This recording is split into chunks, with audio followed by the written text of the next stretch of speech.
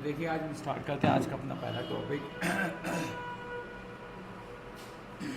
तो आज हम सीखेंगे कि एक्सेल का आर्किटेक्चर क्या है, एक्सेल की बनावट क्या है। एक्सेल आप लोग सभी जानते हो कि एक्सेल वो सॉफ्टवेयर जो बहुत ज़्यादा पॉपुलर, चाहे आप इंडिया में जाओ या किसी भी फ़ोन कंपनी में काम करो, तो माइक्रोसॉफ्ट का सबसे इम्पोर्टेंट पार्ट आपको कौन सा है? एक्सेल का है, ठीक है। लेकिन एक्सेल की जो बनावट है, इसका आर्किटेक्चर है, वो किस बेसिस से बना है, ठीक है। मैंने जितना इससे अभी अब तक एक्सेल को समझा या जाना है, एक्सेल एक स्प्रेडशीट है। क्या चीज़ है कि स्प्रेडशीट है जिसके अंदर रो और कॉलम का यूज़ करके हम बहुत सारी चीज़ें कर सकते हैं। अगर मैं पुराने ज़माने में जाऊँ तो एक रजिस्टर है। एक्सेल क्या है? एक रजिस्टर है जिसके अंदर अपने डाटा को मेंटेन करते हैं। बस ये थोड़ा सा एडवांस है, थोड़ा सा डिजिटल है, और कुछ नहीं। अब इतने तो हमने समझ लिया, लेकिन मैं बताऊँ ये आपका कॉलम होता है और ये आपकी रो होता है। जहाँ इसे काटते हैं उसे हम क्या बोलते हैं? उसको हम बोलते हैं सेल, ठीक है। और वीवी जब लैंग्वेज आप आगे सीखोगे तो ये आपका क्या बन जाएगा? ये आपका रेंज बन जाएगा। नॉर्मल एक्सेल में सेल और वीवी में क्या बन जाएगा आपका? ये रेंज। ये आपको पता होगा तो आप इसको काम को ईजिली अच्छी तरीके से कर सकते हैं, ठीक है। इसमें समझ में आ गया, ठीक है। अब आप ये एक्सेल में कुछ बेसिक चीज़ों के लिए जो आपको पहली क्लास में पता होती है। एक्सेल इतना पॉपुलर क्यों है? एक्सेल एक सबसे बड़ा रीज़न है इसकी लिंकिंग का। जैसे मैंने बोला इक्वल लगाया और मैंने इसको K1 से लिंक कर दिया, तो ये अभी इससे लिंक हो गया। मतलब K1 पे जो वैल्यू टाइप होगी वो ऑटोमेटिक इसके अंदर आ जाएगी। तो इसका पहला रीज़न पॉपुलर होने का क्या? लिंकिंग है। फार्मूले को डायनेमिक कर सकते हैं, बहुत सारी इशू हम लिंकिंग से कर सकते हैं। अभी हमने यहाँ खड़े थे, इक्वल लगाया आगे, क्या सर मैं इस लिंक को दूसरी शीट से भी कर सकता हूँ? तो मैंने इक्वल लगाया, मैंने शीट 2 को सिलेक्ट करा एंड देन मैंने लिंक दे दी यहाँ। तो किससे लिंक हो गया? शीट 2 का K1 से कर, किससे लिंक हो गया? K1 से।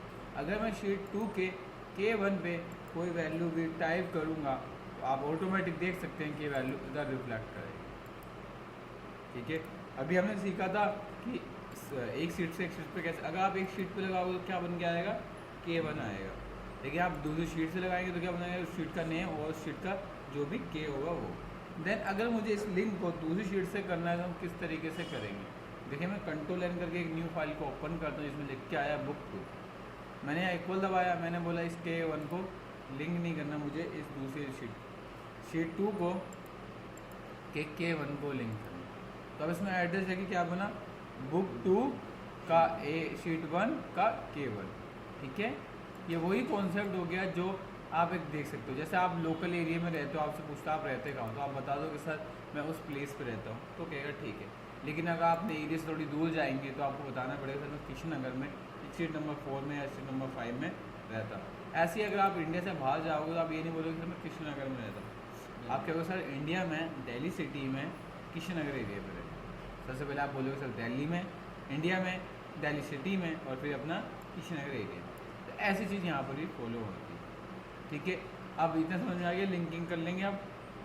देन उसके बाद एक्सेल की कुछ चीज़ें आती हैं कि जहाँ एक्सेल का खुद का अपना एक एड्रेस होता है, जहाँ आप खड़े होगे उसका एक एड्रेस। जैसे एक कॉलम है रेंज नंबर 2 है तो क्या बन गया आपका? A2। आप यहाँ खड़े होगे तो क्या बन जाएगा? K5, मतलब K नंबर कॉलम है और रो नंबर 15, ठीक है। कोई इशू इसके अंदर आगे समझ में? इसके बाद हम आगे स्टार्ट करते हैं। एक्सेल के बारे में कुछ चीज़ें जानने से पहले ये समझ लीजिए, एक्सेल में जो आप दिखता है, ये जो दिख रहा है ये वाइट, ये भी किस फॉर्मेट में होता है? जनरल फॉर्मेट में। इसको जैसे डालोगे ऐसे फॉर्मेट में कन्वर्ट हो जाएगा। जैसे मैं आज की डेट डालूंगा तो आज ये देखेंगे कि किस फॉर्मेट में कन्वर्ट हो जाएगा? आपका डेट फॉर्मेट में कन्वर्ट हो गया। ये सेल किस फॉर्मेट में हो गया? डेट। अगर मैं इसको डिलीट भी कर दूंगा और यहाँ से एक भी लिखूंगा तब भी ये डेट फॉर्मेट में कन्वर्ट हो जाएगा। तो एक्सेल को याद रखेंगे, एक्सेल जब ओपन होता है तो वो जनरल फॉर्मेट में होगा। अब यहाँ पर जनरल ही रहेगा, अब यहाँ पर डेट ही रहेगा। तो इसको आपको कन्वर्ट करने के लिए क्या करना पड़ेगा? जनरल के अंदर जाना। जैसे कभी कभी मैंने यहाँ पर टाइम लिखा, टाइम आ गया 7:12। अब हाँ शॉर्टकट आगे सिखाऊँ, ठीक है। लेकिन आगे टाइम, अब इस टाइम को मुझे फिर दोबारा जनरल फॉर्मेट में ले आया तो मैं इस पर क्लिक करूँगा तो बताएगा 0.3। वो दिखता आपको टाइम है लेकिन रियल में इसकी वैल्यू कितनी है? 0.3। मैं आगे बताऊँगा कि ऐसा क्यों हुआ कि एक्सेल 1 घंटे को, मतलब एक को 24 आवर मानता है। कितना मानता है एक्सेल? 1 को 24 आवर। ऐसे एक्सेल 1 को 100% मानता है। तो बहुत सारे हैं इसमें करना, वो आपको मैं आगे बताता हूँ, ठीक है। आगे तो एक्सेल किस फॉर्मेट में होता है? General format. अब आगे आती कुछ चीज़ें जो एक्सेल के अंदर होती हैं, वो चीज़ों को आपको समझना है, उसके बाद मैं आगे चलता हूँ।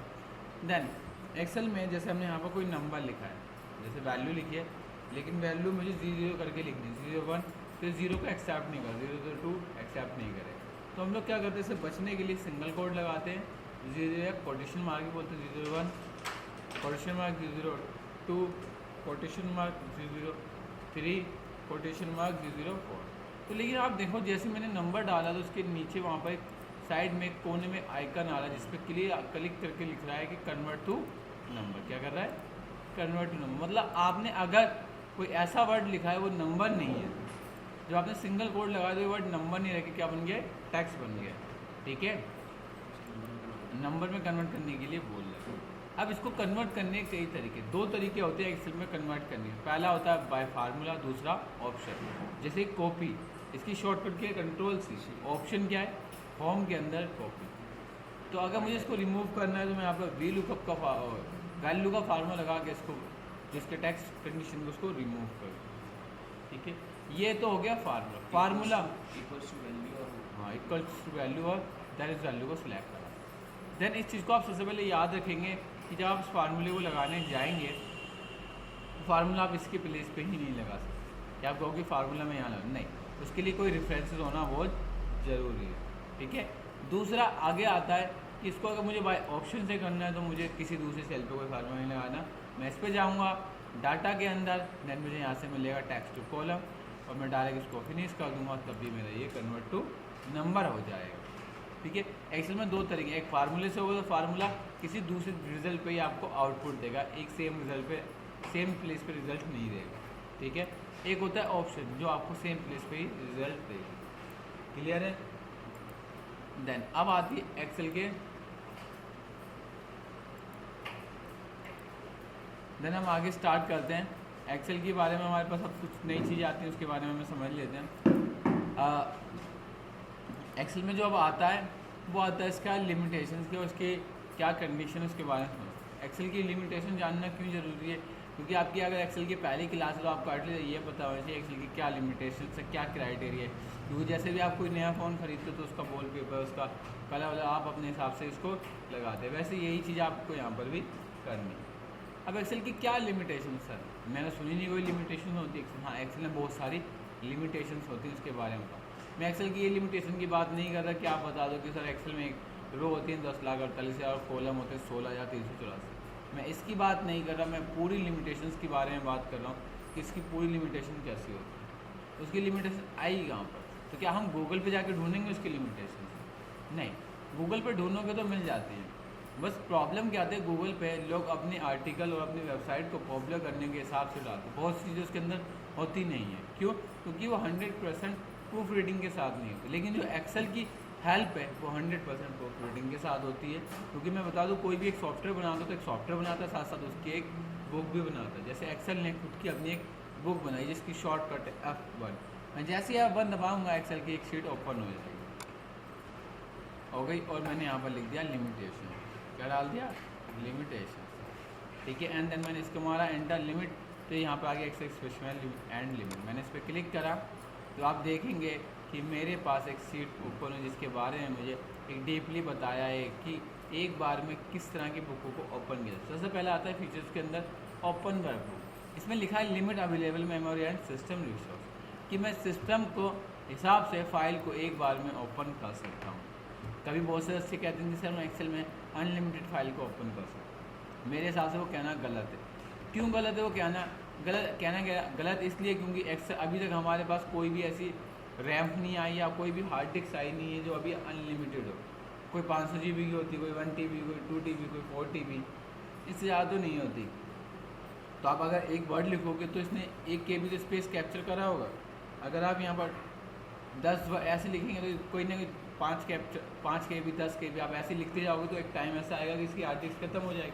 तो आप ये हमेशा ये नहीं कहोगे कि मैं इसमें एक्सेल में अब अनलिमिटेड फाइल को ओपन कर अपने काम को पूरा करने के हिसाब से फाइल को ओपन कर सकता हूँ। अनलिमिटेड कोई वर्ड इसके अंदर हम लोग यूज़ नहीं करेंगे। आगे समझ में इसका होता है वर्कशीट साइज, कि एक रो में कितनी साइज होती है, मतलब एक शीट में कितनी रो होती है। तो एक शीट में 48,576 होती है। एक के अंदर हमारे पास कितनी होती हैं, 10,48,576। और कॉलम होते हैं 16,384 आपके कॉलम होते हैं। क्लियर है, आगे समझ में। दैन ये तो जो हमने सिखाया ये एक्सेल 2007 से 2016 का पार्ट। अगर आप 2003 में जाएंगे एक्सेल में तो इतना डाटा हमारे पास नहीं होता। तो उसकी करने के लिए हम लोग क्या करेंगे, उसके अंदर हमारे पास 65,000 तो रो होती थी और 255 हमारे पास कॉलम होते। 2007 से ऑनवर्ड सभी एक्सेल के अपडेट में 10 लाख 58,576 आपकी रो होंगी और 16,384 आपके कॉलम होंगे। ठीक है, और 2003 में इतना नहीं था। क्लियर है, आगे समझ में। देन नेक्स्ट जो हमारे पास लिमिटेशन आती है वो मैं गलती से मुझसे डिलीट हो गई।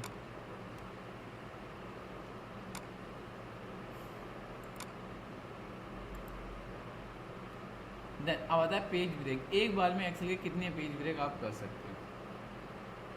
ठीक है, इसे आपके पेज ब्रेक है ना, एक बार में आप कितने नंबर ऑफ पेज ब्रेक कर सकते हैं। एक बार में हम 1026 पेज ब्रेक, मतलब एक शीट से हम कितने पेज निकाल सकते हैं, 1026 पेज निकाल सकते हैं। दिखाता हूँ कैसे निकलेंगे।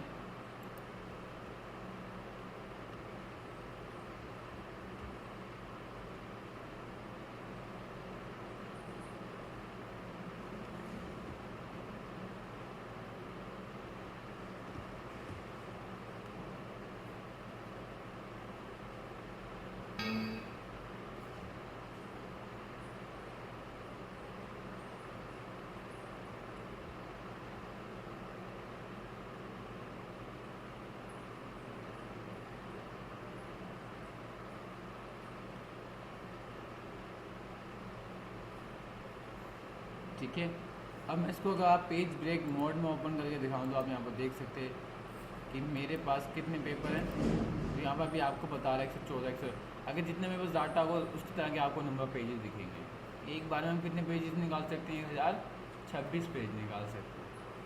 ठीक है, देन आता है कि एक सेल के अंदर हम कितने वर्ड लिख सकते हैं। अगर मैं यहाँ पर जाऊँ तो एक ये जो सेल है जिसका एड्रेस E2 इसमें कितने वर्ड को हम टाइप कर सकते हैं। तो एक बार में हम 32,767 वर्ड को टाइप कर सकते हैं। सर आप मुझे ये लिमिटेशंस क्यों बता रहे हैं, मुझे समझ नहीं आया लिमिटेशन का फ़ायदा क्या।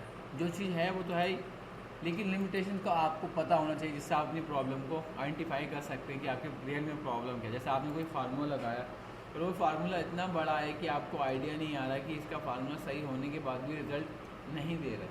तो उस समय अगर आपको ये हेल्प थोड़ी सी इसके बारे में अगर पता होगा तो आप समझ जाओगे यार इसकी लिमिटेशन तो इतनी है इसलिए नहीं हो रहा। ठीक है, इसलिए आपको लिमिटेशन पता होना चाहिए। दूसरा, जब आगे चल के आप वीवीए लैंग्वेज बनाएंगे अपने हिसाब से सॉफ्टवेयर को बनाएंगे या एक्सेल के साथ आप कम्युनिकेट करेंगे तो इसलिए आप लोगों को इतना तो पता होना चाहिए कौन चीज़ की क्या लिमिटेशन। जैसे मैंने बोला मुझे इस कॉलम की विड्थ को 50 बढ़ाना है, कितना करना है 50, तो मैंने इस पर क्लिक करा और सेलेक्ट करके इसको बढ़ा दिया। कितनी बढ़ गई 106। अब मुझे इसको 50 करना तो ऐसा कम करना पड़ेगा। अगर यही काम मुझे वीवीए से करना हो तो मैं क्या करूँगा, मैं बस एक मॉड्यूल लूँगा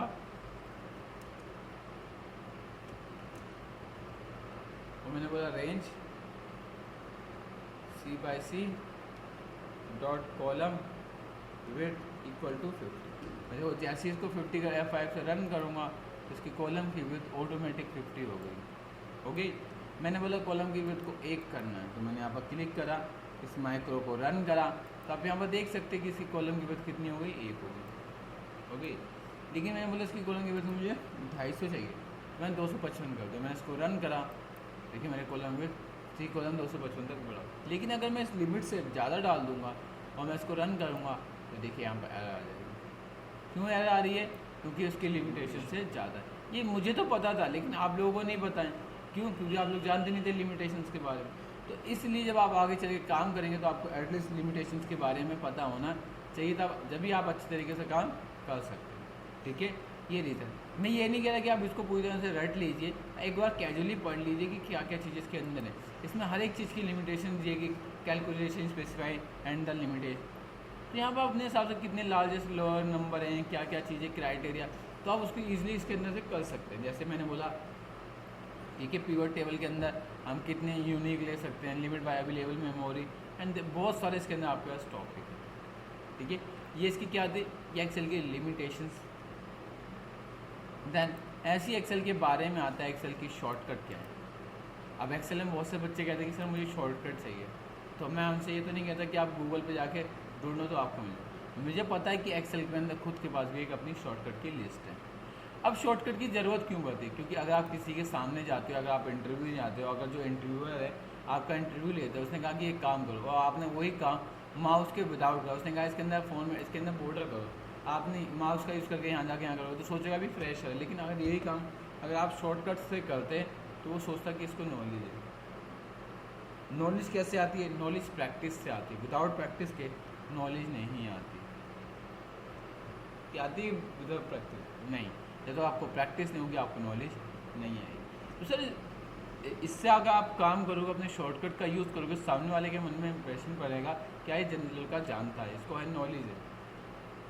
तो इस तरीके से आपको जाना। साहब इसकी शॉर्टकट की लिस्ट कहाँ से मिलेगी? जिसका मैं प्रिंट आउट लूँगा, अपने किसी टेबल पे ऐसी जगह लगा दूँ जिसको मैं बार बार देख के याद कर सकूँ। तो इसके लिए भी आप एक्सेल की F1 करके जाके यहाँ से हेल्प ले सकते हैं। यहाँ पर अपने शॉर्टकट ढूंढेंगे। मैंने यहाँ पर टाइप करा क्या? शॉर्टकट। तो आप देखेंगे जैसे मैंने शॉर्टकट कहा तो एक्सेल के ऊपर शॉर्टकट की लिमिटेशन खुल गई, जिसे हम बताया है कि Ctrl+Shift+9 से क्या होता है, Ctrl+Shift+0 से क्या होता है, ऐसे Ctrl+5 से क्या होता है। तो इसमें हर एक छोटी छोटी लिमिटेशन के बारे में दिया। जैसे Ctrl+P से प्रिंट आउट था, Alt+R से आगे, जैसे मैंने यहाँ डाटा लिखा है, मैंने यहाँ पर 1 लिखा है, मुझे इसको आगे बढ़ाना है, उसकी शॉर्टकट क्या है? Alt+R है। इसको नीचे लाना तो Alt+D है। ऐसे शॉर्टकट के बारे में बोला गया है। फाइल को सेव करना उसको Ctrl+S है। किसी टेबल को क्रिएट करना उसकी शॉर्टकट की क्या है? Ctrl+T। ठीक है। अप्लाई अंडरलाइन को अप्लाई करना या डिसअप्लाई करना उसकी शॉर्टकट की क्या है? Ctrl+E। तो आप इसकी अगर एक शॉर्टकट की एक दिन में एक बार भी प्रैक्टिस करेंगे तो आपको एटलीस्ट इतना तो पता ही चल ही जाएगा कि इसकी फॉर्मेटिंग कैसे कर सकते हैं। ठीक है। तो आपको इसकी शॉर्टकट के बारे में बताऊँ कि F1 से क्या करते हैं, F2 से क्या होता है, F3 से क्या होता है, एटलीस्ट सारी लिमिटेशंस के बारे में देख रखिए कि इसके मतलब इसका क्या क्या है। तो इसके बारे में आप एटलीस्ट आप लोगों को पता होना बहुत ज़रूरी है। ये तो शॉर्टकट हो गई। अब देन आती सर क्या हर चीज़ के लिए शॉर्टकट? अगर मुझे कलर करना है क्या उसके लिए भी शॉर्टकट है? देखिए एक्सेल में हर चीज़ के लिए शॉर्टकट तो नहीं है, लेकिन हाँ उसके लिए एक अल्टरनेटिव तरीका है जिससे आप उसको कर सकते हैं। अगर आप अपने कीबोर्ड से ओल्ड बटन दबाते हैं, ओल्ड दबाते हैं तो सारे बटन आ जाएंगे। उसके बाद मैं ऐसे दबाऊँगा, दैन बी दबाऊँगा एंड देन मैंने बोला नो बॉर्डर, तो मैंने उसके लिए क्या कर दिया? एन दबा दिया। तो उसमें क्या हो गया? आपका नो बॉर्डर हो गया। ठीक है। जैसे ही मुझे इस पूरे को डाटा को डिलीट करना तो मैंने ओल्ड दबाया, फिर मैंने एस दबाया, फिर मैं क्लियर के अंदर ई दबाया और फिर क्लियर ऑल के लिए क्या है मेरे पास? ए, तो मेरा क्लियर ऑल हो जाएगा। तो इस तरीके से अपने काम को कर सकते हैं। क्लियर है? अब हर चीज़ के लिए शॉर्टकट ऐसे आप यूज़ कर सकते हो। ठीक है। एक्सेल में बता दूँ मैं स्टार्टिंग में बोलता एक्सेल के 2 तरीके होते हैं, एक ऑप्शन होता है, दूसरा उसका शॉर्टकट होता है। पहला शॉर्टकट किया है Ctrl+C, जैसे मुझे इसको कॉपी करना है तो उसकी शॉर्टकट किया है Ctrl+C।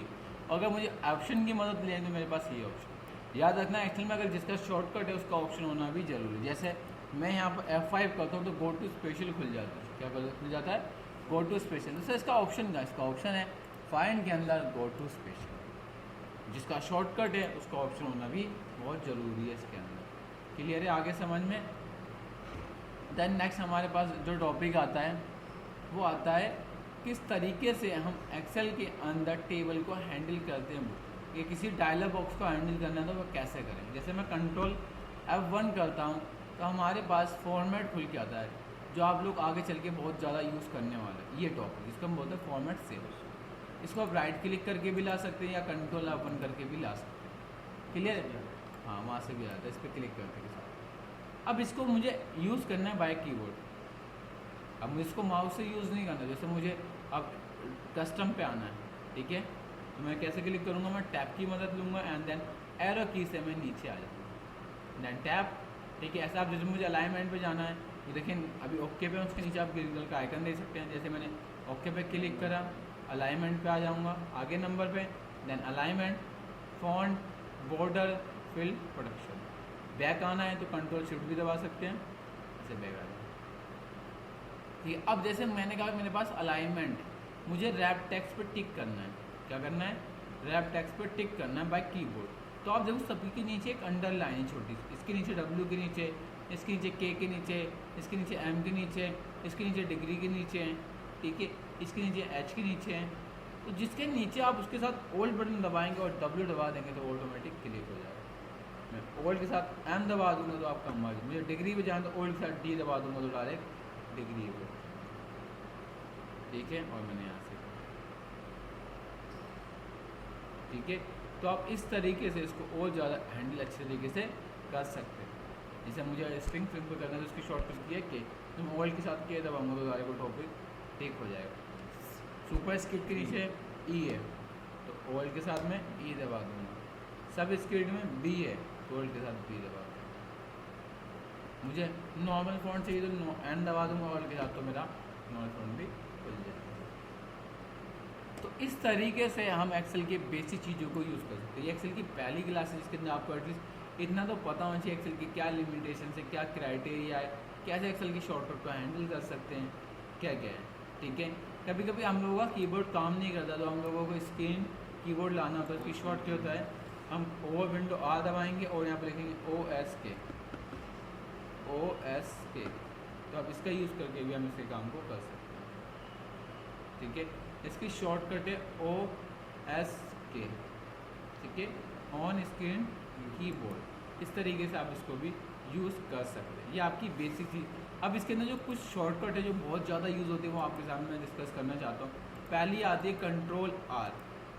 कंट्रोल R बेसिकली जो यूज़ होती है वो आगे डाटा को कैरी फॉरवर्ड आगे बढ़ाने, जैसे मुझे इस डाटा को आगे तक ले जाना है तो मैं कंट्रोल R कर दूंगा तो मेरा डाटा क्या हो जाएगा आगे। ऐसे मुझे नीचे लाने तो इसकी शॉर्टकट होती है कंट्रोल D, ठीक है, तो हमारा डाटा नीचे आ जाता है। जैसे मेरे पास ये डेट लिखी है, मैंने यहाँ पर आज की डेट डाली 4/4/2017, तो देखिए मेरे पास यहाँ पर डेट। अगर इसको मुझे जनरल फॉर्मेट में कन्वर्ट करना है तो इसकी शॉर्टकट होती है कंट्रोल +1, कंट्रोल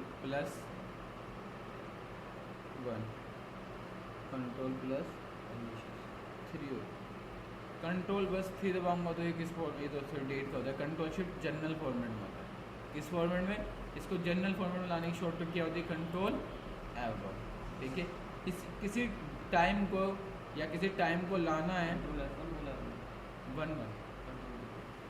2 टाइम के लिए होता है। जैसे मैंने यहाँ पर कोई नंबर लिखा 0.50, मुझे इससे टाइम फॉर्मेट में कन्वर्ट करना है, कंट्रोल शिफ्ट 2 दबाऊंगा तो मेरा किस फॉर्मेट में कन्वर्ट हो जाएगा, टाइम के फॉर्मेट में कन्वर्ट हो जाएगा। ऐसे ही मेरे पास कोई नंबर लिखा है उसको मुझे किस फॉर्मेट में कन्वर्ट करना है, जैसे मेरे पास ये डेट लिखी है, मैंने आज की डेट डाल दी 42/329। अब मुझे इसको डेट फॉर्मेट में दिखाना है तो कंट्रोल शिफ्ट हैश दबा दूंगा, या इसको आप 3 बोलते हो, आपके जो कीबोर्ड में सबसे ऊपर आता है उसकी बात कर रहा हूँ, मैं इस वाली लाइन की बात कर रहा हूँ, ठीक है। ऐसे कंट्रोल +4 जिससे आपके पास परसेंटेज का आइकन और डॉलर का आइकन आ जाता है। सभी के साथ आपको एक चीज़ मिस हो गई, सभी के साथ शिफ्ट बटन दबाना था, ठीक है।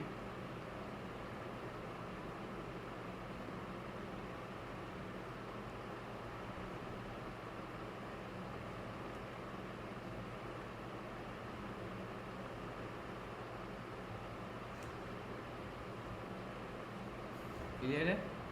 देन कंट्रोल +shift +5, तो इससे क्या होता है किसी भी वर्ड को हम किस में कन्वर्ट कर देते हैं, परसेंटेज में कन्वर्ट कर देते हैं, ठीक है। देन फिर इसके बाद हमारे पास जो नेक्स्ट आता है वो कंट्रोल +shift +6 आता है, जिसका यूज़ हम किस लिए करते हैं, पावर करने के लिए। क्या करने के लिए करते हैं हम, पावर, ठीक है। कंट्रोल +6 दबाऊंगा तो ये किस में कन्वर्ट हो जाता है, इसकी पावर में कन्वर्ट हो जाता है, ठीक है। पहला जो आपने करा नंबर का किस में कन्वर्ट करा, जैसे ये डेट है इसको नंबर फॉर्मेट में कन्वर्ट करना है, कंट्रोल शिफ्ट 1 दबा दिया था, तो वापसी करने के लिए कंट्रोल शिफ्ट 1 से हाँ कंट्रोल दोबारा उसी फॉर्मेट में कंट्रोल शिफ्ट है दबा दिया। डेट के लिए दिया है ना मैंने, ये जनरल फॉर्मेट था आपका, ये टाइम फॉर्मेट था, ये आपका डेट फॉर्मेट था, ये आपका डॉलर प्लस था, ये परसेंटेज फॉर्म था, ये पावर परसेंटेज था, ठीक है, ठीक है। ये आपकी कुछ बेसिक शॉर्टकट थी जिसके बारे में आपको पता है। बाकी आप लोग कंट्रोल C और कंट्रोल V के बारे में तो एटलीस्ट आप लोग सब जानते ही हैं, उसको बताने की ज़रूरत नहीं है, ठीक है। तो ये आज का हमारा टॉपिक था, ठीक है। तो आज आपने देखा कि किस तरीके से हमने एक्सेल की बेसिक चीज़ों के बारे में सीखा कि एक्सेल की शॉर्टकट क्या है, एक्सेल की लिमिटेशंस क्या है। हाँ, इसमें आप एक चीज़ और सीख सकते हैं जिसको हम टेम्पलेट्स बोलते हैं। आप लोग शायद नहीं पता होगा टेम्पलेट्स क्या है। पता है टेम्पलेट्स क्या होती हैं? टेम्पलेट्स वो होती हैं जब आप एक्सेल को आप फर्स्ट टाइम ओपन करते हो न्यू से, तो आपके यहाँ पर टेम्पलेट्स होती है कि मैंने बोला ये टेम्पलेट्स चाहिए, मुझे ये टेम्पलेट्स चाहिए, ठीक है। इस टेम्पलेट को यूज़ करने का मेन मोटिव क्या होता है? मेन मोटिव होता है कि हम लोग इसके हिसाब से डाटा हो। जैसे मुझे किसी ने बोला इनवॉइस का एक फॉर्मेट बनाओ, लेकिन मुझे आइडिया नहीं कि इनवॉइस बनता कैसे है, तो मैं यहाँ से जाके मैं इनवॉइस ले सकता हूँ। जैसे ये इनवॉइस है, मैंने कहा यार मुझे ये इनवॉइस चाहिए, तो मैंने इस पर क्लिक करा, मेरे पास यहाँ से इनवॉइस आ गई, ठीक है। देखिए मेरे पास यहाँ से इनवॉइस आ गई, बनी बनाई इनवॉइस आ गई।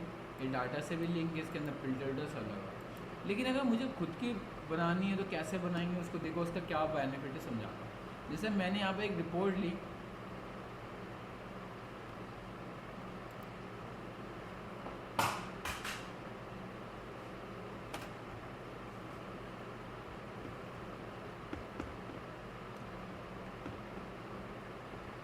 ठीक है।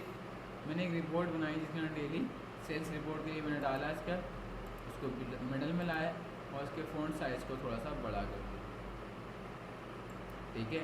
उसके बाद मैंने यहाँ पर लिखी डेट, ठीक है। फिर मैंने यहाँ पर डेट डाल दी, टुडे से डेट डाल ताकि अपने आप ही डेट आती रहे सिस्टम से। फिर मेरे पास ब्रांच थी तो मैंने ब्रांच डाल दिया, मैंने ईस्ट आज़ाद नगर ब्रांच डाल दिया यहाँ पर,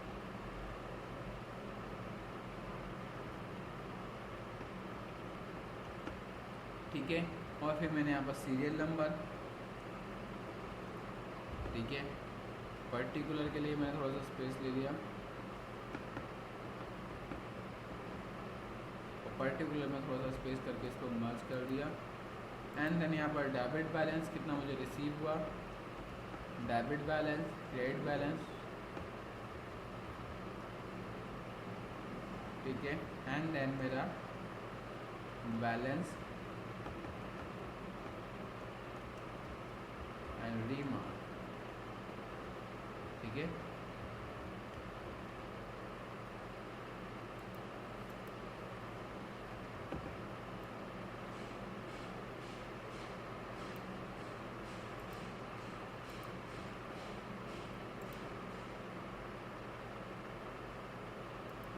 यहाँ पर टोटल के लिए बनाया मैंने, ठीक है। यहाँ मैंने इसका सम करा, जितना सम है वो सारा यहाँ पर आ जाएगा दिन का, ठीक है। फिर मैंने इसको कंट्रोल डाल करके आगे बढ़ा दिया। मैंने कहा बैलेंस कैसे निकालने, मैंने बैलेंस बोलना ये बैलेंस माइनस डेबिट बैलेंस आगे। उसके बाद मैंने बोला इसको प्लस करो, इसमें से इस बैलेंस को माइनस करो। तो ये मैं आगे सिखाऊंगा, बेसिकली आगे आपको बता रहा हूँ। कंट्रोल डी करके मैंने इसको लिया, क्लियर। अब ये मेरा काम है, मैं इसको रोज़ यूज़ करता हूँ। मैं करता क्या हूँ, मैं यहाँ पर सीरियल नंबर लिखता हूँ, जिसके थ्रू मुझे पैसा आया उसका नाम लिखता हूँ यहाँ पर,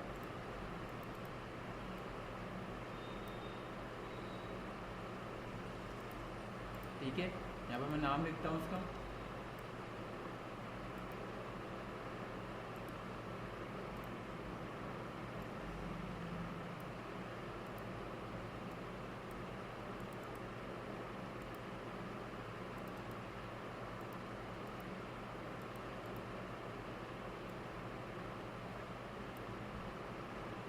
ठीक है। मैं नाम लिखता हूँ उसका, जिसमें मुझे पैसा करिए, मैंने रोहित कुमार को सेल करिए, एंड देन क्रेडिट बैलेंस में डाल दिया 1 लाख, आ गया, ठीक है। देन ये काम मुझे रोज़ रोज़ करना होता है। क्या करना होता है ये काम मुझे रोज़, तो मैं पुराने डाटा को डिलीट करता हूँ, नए डाटा की फिर एंट्री करता हूँ। मैं चाहता हूँ कि मेरा डाटा अलग अलग ही बनता है, तो मैं इस फाइल को किस फॉर्मेट में सेव कर दूँगा, सेव एज के अंदर जाऊँगा, और हमारे पास यहाँ आता है सेव एज अ टाइप, तो इसके अंदर मैं क्या ले लूँगा, टेम्पलेट।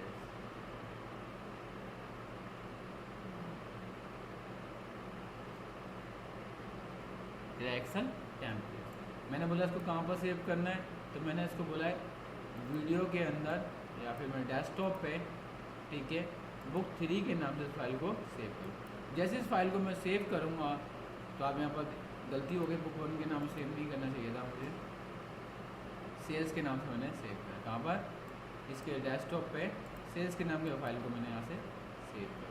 जब ये फाइल सेव हो गई तो आप देखेंगे डेस्कटॉप पे मेरे पास एक आइकन आ गया होगा,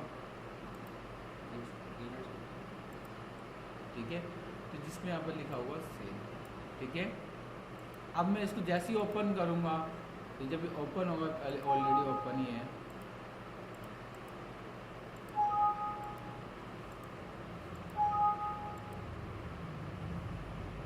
जब मैं इसको ओपन होगा तो फर्स्ट टाइम ये सेल के नाम से ओपन होगा। जब नेक्स्ट टाइम ओपन होगा, देखो अभी क्या आ गया, सेल 1 आ गया।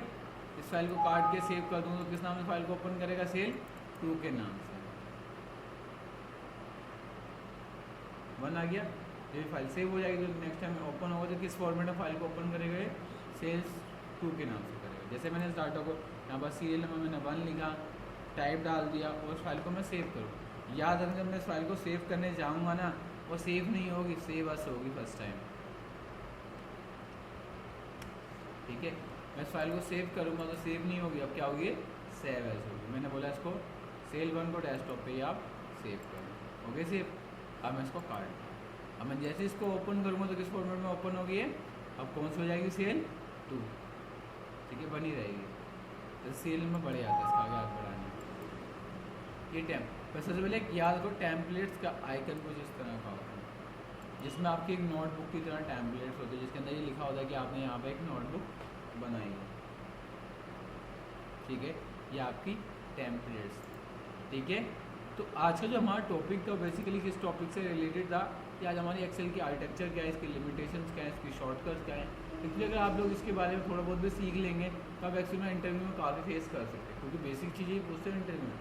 देखो 70% तो वो अपने ऑफिस का वर्क पूछते हैं ताकि उनका काम रिजॉल्व हो जाए, तो 30% वो बेसिक नॉलेज चेक करते हैं कि आप लोग का एटलीस्ट कितनी नॉलेज है। जब आप इंटरव्यू देने जाओगे तो एटलीस्ट इसके बारे में आपको पता होना बहुत ज़रूरी है, तभी आप उसको फेस कर सकते हैं। और कीबोर्ड से शॉर्टकट कैसे यूज़ करना है, ये सामने वाले को इंप्रेशन बनाने के लिए हम लोग इसका यूज़ करते हैं, ठीक है।